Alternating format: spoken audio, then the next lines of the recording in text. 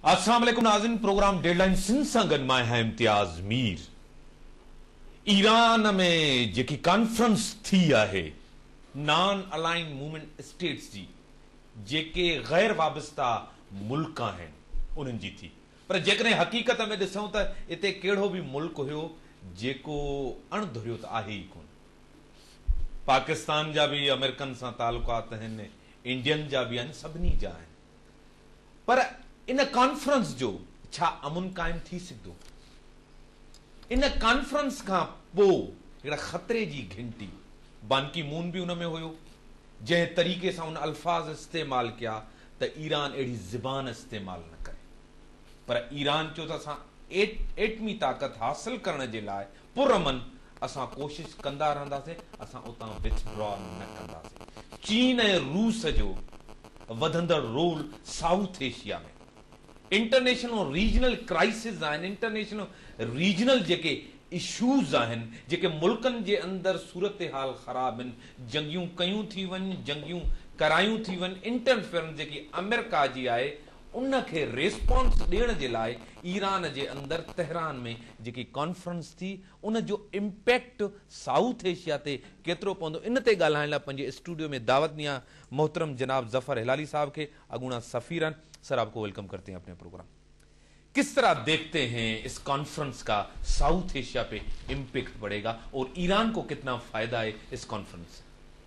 पहले चीज़ तो ये है जी कि नॉन अलाइंड कॉन्फ्रेंस जब आप कहते हैं, इसके माने ये बॉडी को किसी एक ब्लॉक के साथ अलाइनमेंट नहीं है, इसलिए कहते हैं नॉन अलाइंड।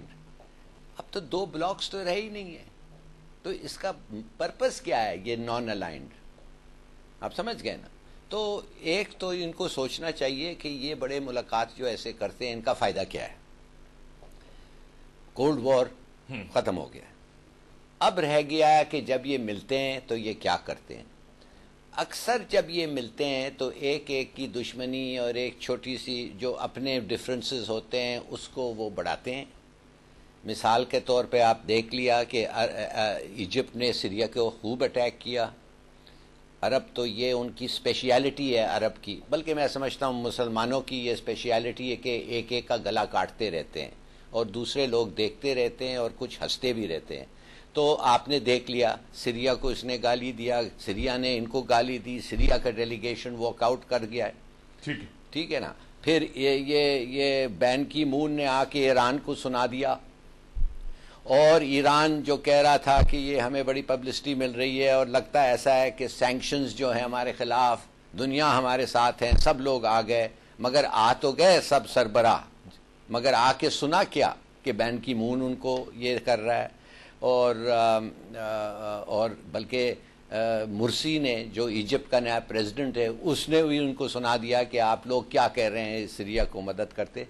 तो मेरे ख्याल में कि ये जो कॉन्फ्रेंस है ये जो इस्लामिक कंट्रीज़ के लिए तो एक बड़ा ज़बरदस्त सेटबैक हुआ है और ईरान के लिए भी सेटबैक हुआ है।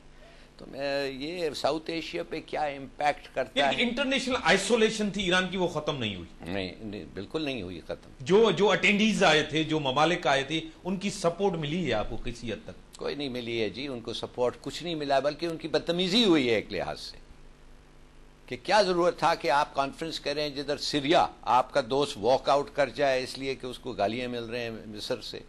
क्या जरूरत है आप खुद को कि आके बैन की मून से कहें कि ये जो तुम अल्फाज इस्तेमाल कर रहे हो इजराइल के खिलाफ ये गलत अल्फाज है, ऐसे नहीं होना चाहिए। और अल्फाजों तक अगर अल्फाज की लड़ाई होती है तो आस्ते आस्ते वो जंग में चल जाता है।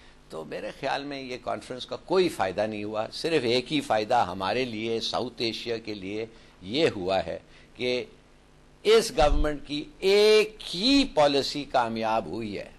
वैसे तो इनके पॉलिसी ऑफ लूट जो है वो तो बहुत कामयाब हुआ, वो तो हम सब जानते हैं, मगर एक ही पॉलिसी जो कामयाब हुई है कि वो हिंदुस्तान के साथ इनका ताल्लुकात बढ़ाना, उसमें अच्छा रहा है। ब्रेक थ्रू हुआ है मनमोहन सिंह? ब्रेक थ्रू नहीं हुआ है, ब्रेक थ्रू हो नहीं सकता। मनमोहन सिंह एक वीक गवर्नमेंट को हेड करता है, कोएलिशन गवर्नमेंट, उसके खिलाफ बीजेपी है। बीजेपी जो है आपको पता है वो हॉकिश है पाकिस्तान के ऊपर। तो इसको अभी धीमा धीमा चल रहा है, फूक फूक के चलना पड़ता है कि कि कुछ ऐसा स्टेप ना ले ले पाकिस्तान से जो अपीजमेंट लगे उनको और उनके वोट फिर या दोनों गवर्नमेंट कमजोर है? हाँ, ये तो गवर्नमेंट तो खैर जो भी है उनका भी गवर्नमेंट बहुत कमजोर है। यहाँ तो छोड़े जी, इधर क्या गवर्नमेंट है? यानी कि आर्मी चाह रही है पाकिस्तान की कि ताल्लुकात बेहतर हो। आर्मी को ऑप्शन नहीं है। ऑप्शन नहीं है? कैसे है? उधर लड़ाई हो रही है। अब आप एक और जंग में जाने लगे नॉर्थ वजीरिस्तान में। आपने आधा फौज तो उधर कर दिया है, अब आधा फौज के साथ आप हिंदुस्तान को अगर इधर कुछ शुरू हो जाए तो आप क्या करेंगे? तो इसलिए फौज को भी सूट करता है कि जाके दोस्ती दोस्ती दोस्ती ऐसे ऐसे चीजें करे, मगर कोई मीनिंगफुल प्रोग्रेस नहीं हुआ है। नहीं हुआ इसमें। क्या ईरान की जो अचीवमेंट थी वो उसने अचीव किया? उसको अटैक करना था इस पूरी कॉन्फ्रेंस में इजराइल और अमेरिकन को कि यूनाइटेड नेशन का इदारा नाकाम हो चुका है, उसने डिलीवर नहीं किया। देखिए, जब उसने ये कहा कि सिक्योरिटी काउंसिल अमेरिका का एक इंस्ट्रूमेंट बन गया है, उसने ये अल्फाज यूज, खमेनी साहब ने ये अल्फाज यूज किया कि यूएन जो है अभी एक टूल हो गया, इंस्ट्रूमेंट हो गया है अमेरिका का, तो उस पर बैन की मून में खड़े होके कहा यह बिल्कुल गलत बात है। पूरी इंटरनेशनल कम्युनिटी आपको कह रही है कि आप न्यूक्लियर वेपन्स ना बनाएं।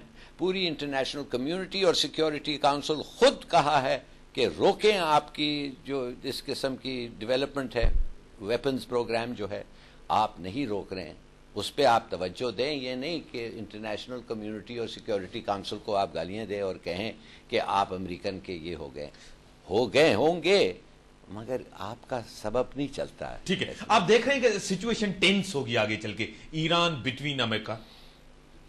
जंग की टेंस नहीं होगा, जंग होगा। अगर अमेरिका और इजराइल ने सोचा कि उन्होंने अपना न्यूक्लियर प्रोग्राम को खत्म नहीं किया, अच्छा होगा सबके लिए कि ये बातचीत से सेटल हो। मगर क्या ये अपॉर्चुनिटी चीन और रूस के लिए नहीं है कि अपना रोल साउथ एशिया में जिस तरह बढ़ा रहा है? चीन और रूस तो अमेरिका के साथ हैं ईरान पे ऊपर ना। सैंक्शंस जो लगे हैं ईरान पे वो यूएन सैंक्शंस हैं, तो उन्होंने सिक्योरिटी काउंसिल पे उन्होंने एक तरफ तो वो उस तरफ है, एक तरफ इस तरफ भी है। उन्होंने इस तरफ ये सीरिया पे उन्होंने उनका मुखालिफ किया है, मगर वो अपने रीजंस के लिए। और सीरिया तो अब पता नहीं बचेगा कि नहीं, मेरे ख्याल में टूट जाएगा। ये सब मुसलमान मुल्क हैं जी, ये टूट गए हैं। देखिए इराक को क्या हुआ, कुर्द तो अलग हो गए। कुर्दिस्तान में आज इराक का वाइस प्रेसिडेंट पनाह ले रहा है, किससे? बगदाद से। तो इसका मतलब यह है कि इस्लामाबाद से लाहौर जाके एक आदमी पनाह ले रहा है, तो ये किस किस्म की यूनिटी रह गई इराक की? यमन नॉर्थ और साउथ यूनिफाई किया, अब साउथ शुरू हो गया है, इंडिपेंडेंस के लिए वो डिमांड कर रहे हैं। सीरिया खत्म ही हो गया है, जैसे वो तो सिविल वॉर में है। अब बहरेन, वो भी एक किस्म का सिविल वॉर है। देखिए, और रह गया है सऊदी अरेबिया, और आप देखेंगे कि ये शिया सुन्नी उधर भी शुरू हो जाएगा। इस मुल्क में तो फैल गया है, इस मुल्क में तो बिल्कुल अनरिस्ट्रेन्ड सेक्टेरियन किलिंग हो गए हैं।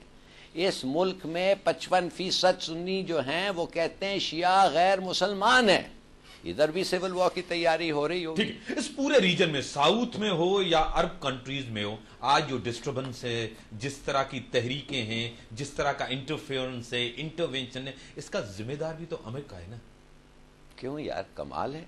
अगर कोई दो चाहें कि मैं और आप लड़ जाएं, तो हम क्यों लड़ते हैं? हमें समझना चाहिए कि कोई लड़ा रहा है। अगर आप अमेरिका का कसूर, कोई किसी का नहीं। हम लोगों को कुछ इनकरेजमेंट चाहिए ही नहीं लड़ने के लिए, हम वैसे ही कुत्ते बिल्ली के एक एक पे पड़ते हैं। और ये आप देखें, since the rise of Arab conquest ऐसा ही हुआ है। सबसे बड़ा दुश्मन तो आपका घर पे होता है, बाहर नहीं होता है, घर पे होता है। इस पूरी सिचुएशन में एक तो पाकिस्तान के ऊपर वाशिंगटन और नेटो का जिस तरह का दबाव है, प्रेशर है, जनरल एलन आने थे वो भी नहीं आए, कैमरन मेंटन ने भी जो कहा आपके सामने है। दूसरा, दहशतगर्दी। पाकिस्तान तो इंटरनेशनल कम्युनिटी में भी जिस तरह आइसोलेशन की तरफ जा रहा है, और अंदर मुल्क के अंदर भी जिस तरह की सिचुएशन है, जफर अली साहब, वो आपके सामने। बाहर जो है, पाकिस्तान जो है इस वक्त सबसे डेंजरस और अनपॉपुलर मुल्क है। आप यकीन करें कि इस्लामी दुनिया में ज्यादातर मुल्क समझते हैं कि Pakistan is the most unpopular state, उनकी पोल्स बता रहे हैं। तुर्की में जो हमारा सबसे बड़ा करीबी दोस्त है, 45% लोग कहते हैं कि पाकिस्तान बहुत बुरा मुल्क है। तुर्की में वो सीरिया, जॉर्डन, ये वो तो 50, 60, 70% लोग कहते हैं। तो हमारा तो इतना इमेज इतना बुरा कभी हुआ ही नहीं है since the creation of Pakistan, एक। और दूसरा, अंदरूनी हालात तो आप बेहतर जानते हैं। दिन रात लोग धड़ाधड़ मर रहे, एक आदमी पकड़ा नहीं गया। उसका जिम्मेदार गवर्नमेंट, भाई सिर्फ गवर्नमेंट है नहीं, एस्टेब्लिशमेंट, गवर्नमेंट, जो भी आप कहना चाहते हैं, बिल्कुल आप कर नहीं सकते। लगता है कि यह आपके हाथ से निकल गया। हिंदू भाग रहे हैं, ईसाई भाग रहे हैं। एक ईसाई औरत ने मुझे कहा कि मैं तो अपनी बेटी को अपने दोस्तों के साथ खेलने नहीं देती हूं। क्या पता वो बेचारी कह दे कि मैं ईसाई हूं, दूसरे दिन पता चला कि उसके खिलाफ ब्लास्फेमी का चार्ज लगा दिया। ठीक, ये नौबत हो गई। We cannot defend ourselves as a state, as a society. अब हम लोगों को फैसला ये करना पड़ेगा, और एक दिन वो भी आएगा कि हम खुद अपनी हिफाजत करें। जब से अमेरिकन यहां आए हैं 9/11 के बाद इस खित्ते में, जब से उनकी प्रेजेंस हुई है अपना अफगानिस्तान के अंदर, हालात खराब हुए हैं। साउथ रीजन डिस्टर्ब हुआ है हद से ज्यादा। इस जंग में सबसे बड़ा किरदार, सबसे बड़ी कुर्बानी, मैशियत तबाह, मुल्क के अंदर जितने हमले हो रहे हैं वो आपको, हमारी कुर्बानी भी तो ज्यादा है, फिर हर ब्लेम हमारे ऊपर क्यों लगता है? देखिए, ये मैं मानने के लिए तैयार हूं कि अमेरिकन प्रेजेंस अफगानिस्तान में एक, वो कहते हैं अंग्रेजी में, red rag to a bull, माने वो जैसे जब तक वो होंगे उधर लड़ाई होगी। अगर आप थोड़ा सा सोचें, ये किसने जहाद की तैयारी की थी? जियाउल हक ने की थी ना। आपको क्या जरूरत था झूठ बोल के लोगों को कि रूस आ गया है, अब बस रूस उधर आ गया है तो रूस इधर भी आना है। पर जिया को लाने वाला कौन था? अमेरिका? नहीं, बिल्कुल नहीं।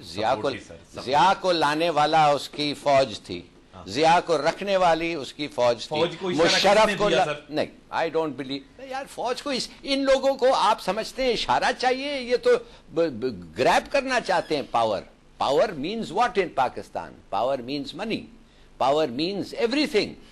आप कमाल कर रहे हैं, प्लॉटें और ये वो, और आप कह रहे हैं कि अमेरिका ने कहा कि जाके हर जनरल को मिसाल के तौर पे 5 प्लॉट्स दें। अमेरिका ने आपको कहा कि कॉन्स्टिट्यूशन आपका, जैसे जियाउल हक ने कहा, इट्स अ पीस ऑफ कागज। ये क्या अमेरिका की कोचिंग आ रही थी? उधर कोई माइक लगा हुआ था? ये खुद ऐसे हैं, ये खुद ऐसे करना चाहते हैं। तो मेरे ख्याल में ये सब गलत। देखिए, दूसरों पे आप अपनी गलतियों का क्यों हर वक्त रिस्पॉन्सिबिलिटी? आप कह रहे हैं कि इसमें अमेरिकन रोल ही नहीं है? नहीं, अमेरिकन क्या अमेरिकन रोल है भाई? आप एक दिन उठते हैं, आप देखते हैं कि सोल्जर मिनिस्ट्री ऑफ इंफॉर्मेशन के ऊपर चढ़ रहे हैं। मिसाल के तौर पे क्या अमेरिकन ने कहा था